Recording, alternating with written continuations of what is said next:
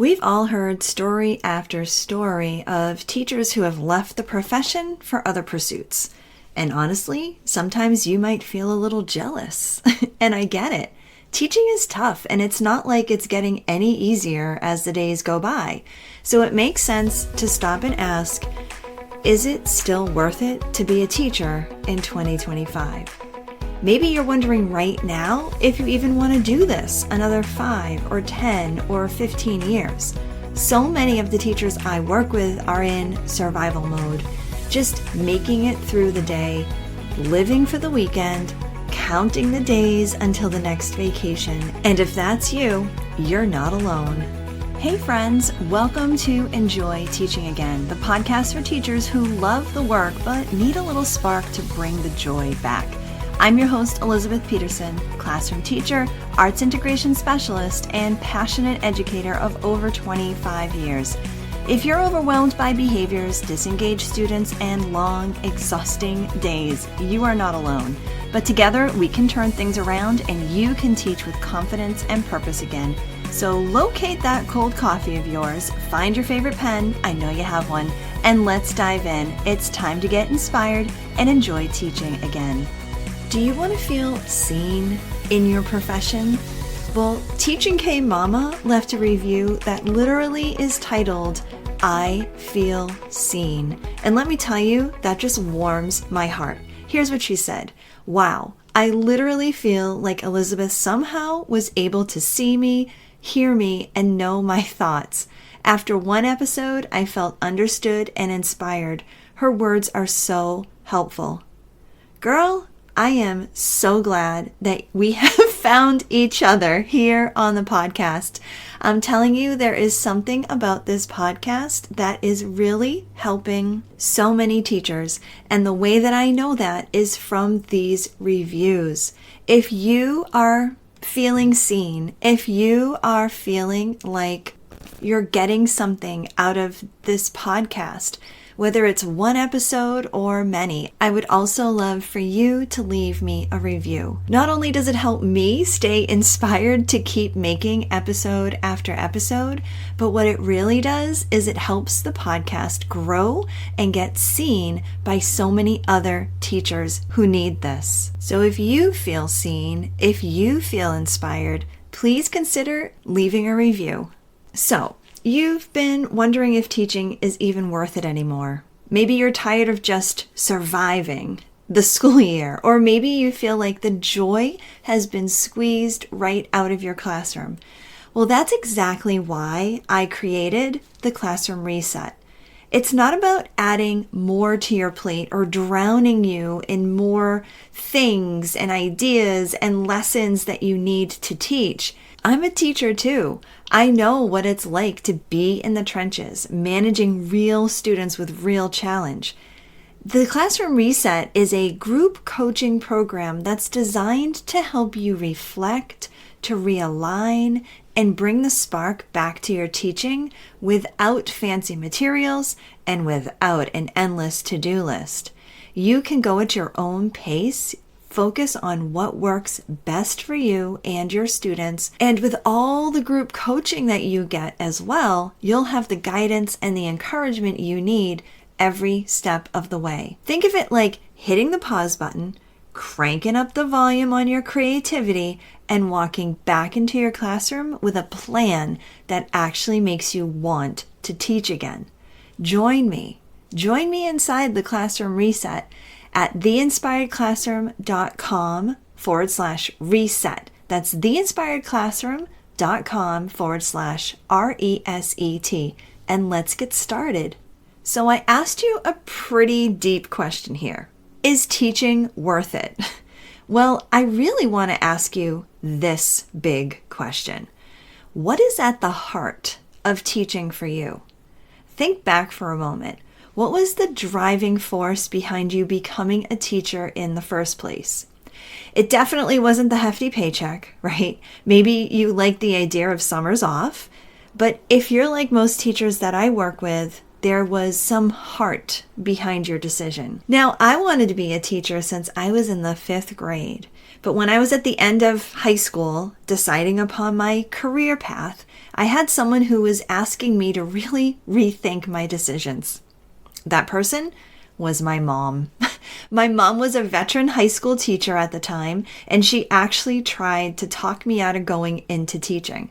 She'd seen all the changes, all the challenges, and really thought that she was saving me from a hard road ahead. And that was back in 1995. I mean, when you consider how much things have drastically changed since then, I'm pretty sure most of us would love to go back and teach in that time, right? In the 90s. But even back then, she was saying, "Are you sure you want to be a teacher? Don't you see how much it takes out of me?" And I can still remember saying to her, "But Mom, I love to teach. I love kids. I just want to do this. I want to make a difference." And you know what? Those things are still true.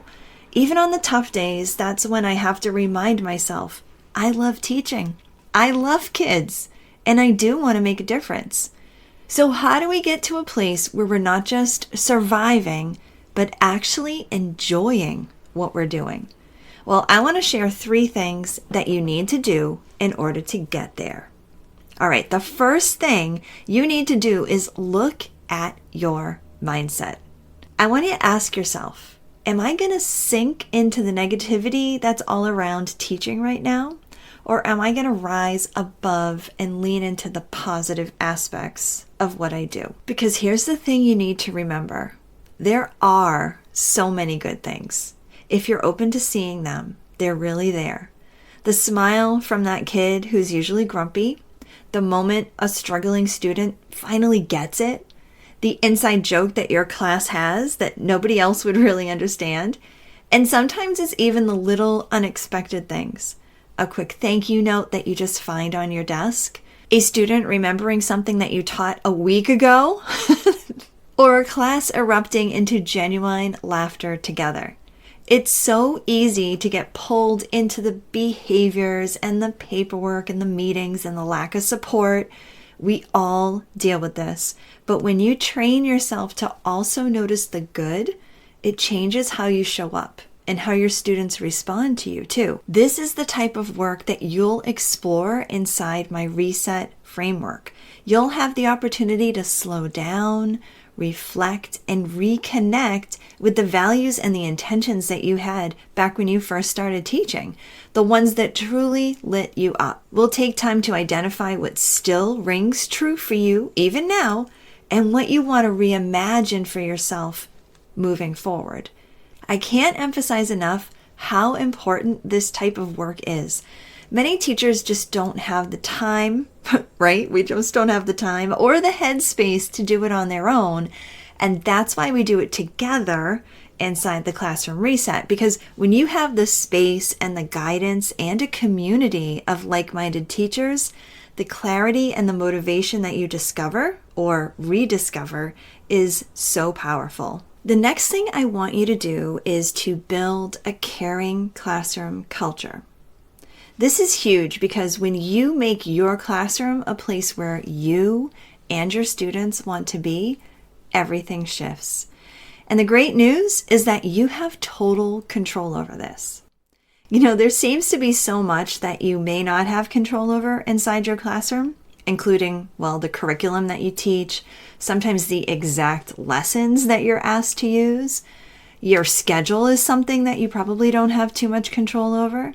The number of meetings that you have, the type of paperwork that you need to complete. But the culture inside your classroom, that's something that you have 100% control over. It's like that line in The Shawshank Redemption. Remember that movie?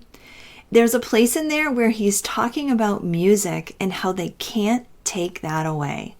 It's when the other prison inmates are questioning him about spending 2 weeks in the hole. And Andy Duchesne refers to what's inside of him and says, that's something they can't get to. They can't touch. It's yours. Now, I'm not saying that you're working in a prison, but with all the rules and mandates that you do need to follow, there are certain things that no one else can get to, that they can't touch, things that are yours. And that's the culture inside your classroom. Part of that is tightening up and refreshing your classroom management routines and strategies so that expectations are clear and consistent and supportive. And pair that with some intentional building of relationships, genuinely greeting students at the door, learning about their interests, showing up for them in small and meaningful ways. And you create an atmosphere where everyone feels seen and respected. There is so much that goes into the culture of your classroom, and how you cultivate that, it really matters.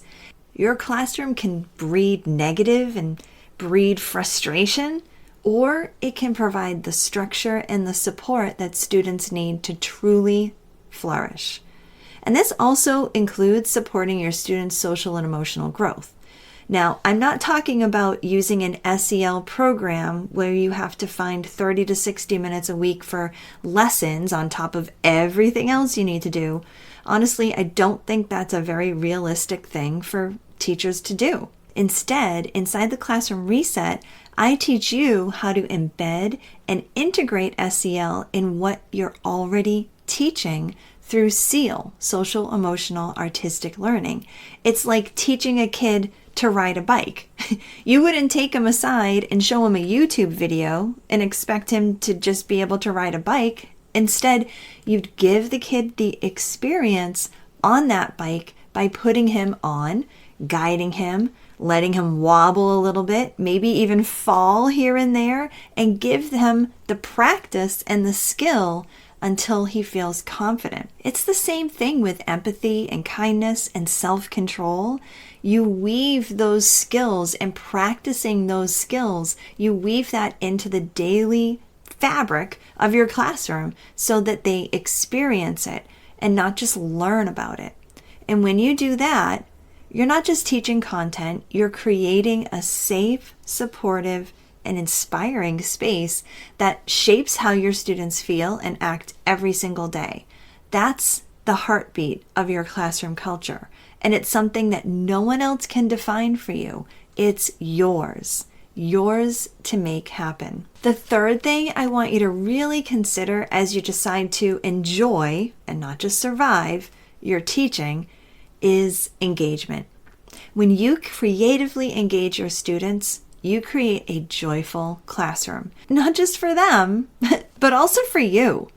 I think of a student I worked with who barely spoke up in class, but when I started integrating more visual art and storytelling into our lessons, she began to share her ideas. She even volunteered to lead a group project, and it was such a huge shift for her in her confidence and her participation. And I remember at a parent meeting, her mother even mentioned it. One teacher I worked with, who we really worked on her engagement strategies with her students, she told me, for the first time in years, I'm seeing my students light up again, and it's making me fall in love with teaching all over again. This isn't about, slashing through lessons just to make it to the dismissal. This is about walking into your classroom and actually looking forward to something in your school day. Maybe it's seeing how a shy student responds to a creative twist that you've put to a math lesson, maybe through music. When you start to blend creativity and the arts into what you're already teaching, engagement naturally starts to rise. And with it, behavior improves because students are invested. And that increased engagement leads to more, wait for it, teacher joy. There's just no denying it. And that in turn fuels even more creativity. It's like a cycle that just builds a stronger, more positive learning environment. It's these little sparks that you learn to develop and implement inside that reset framework that remind you why you do this. And they add up to create the energy and the connection that keeps your classroom engaged and alive. It's things like pulling that reluctant writer into a lesson by letting them illustrate a scene that they're describing. Maybe it's transforming a science concept into a quick skit where students act out the scientific process you're learning. Or maybe it's inviting them to create a visual timeline of a historical event instead of just reading about it. These kinds of hands-on, creative integrations don't just make the lesson more fun, they hook students in. They improve students' focus and their behavior. And they make the classroom a place where both you and your students genuinely want to be. It's like what Doreen, who's a 4th grade teacher, went on to say after working with these types of things with me. She said, "I've always loved teaching, but I love it even more, and I didn't think that was possible. I feel like a better teacher, and I've taught for a very long time." And that was the case. Doreen had taught for over 25 years, but this just reinvigorated her passion for teaching and her love for what she was doing. See, when you can give yourself the time and the right kind of support to figure out the types of engagement strategies that will bring your content to life, you'll be able to craft lessons that not only hit your standards, but also ignite curiosity, inspire creativity, and make the learning stick in ways that really matter to your students. Listen, if this is speaking to you, if you're ready to get out of survival mode and back into enjoying teaching, I want to invite you into my Classroom Reset group coaching program. Inside, I'm going to show you how to establish a caring classroom culture that makes your room the place that kids want to be, and you. I'll show you how to support your students' social emotional skills every single day without adding more lessons to your plate. I'll show you how to bring creativity and play and the arts into your lessons in a way that works with the content that you already teach. And you'll be able to reclaim some calm and some confidence that you have maybe lost over the years and actually look forward to teaching again. Head over to theinspiredclassroom.com/reset and join me. That's theinspiredclassroom.com/reset. I want to take one final stab at answering the question, is teaching worth it? Listen, you're in that classroom for a reason. Your students need you, and you have what it takes to make a difference day after day, year after year. You've already made an impact in ways you may not even realize yet, through a kind word on a kid's rough day, a lesson that stuck, or simply showing up with consistency and with care. Those moments, they add up. Just imagine how much more you can do when you take the time and get the support that you really need to take these next steps, to reflect on your mindset and set a vision for yourself, create a caring classroom culture, and engage your students with creativity. So, is teaching still worth it?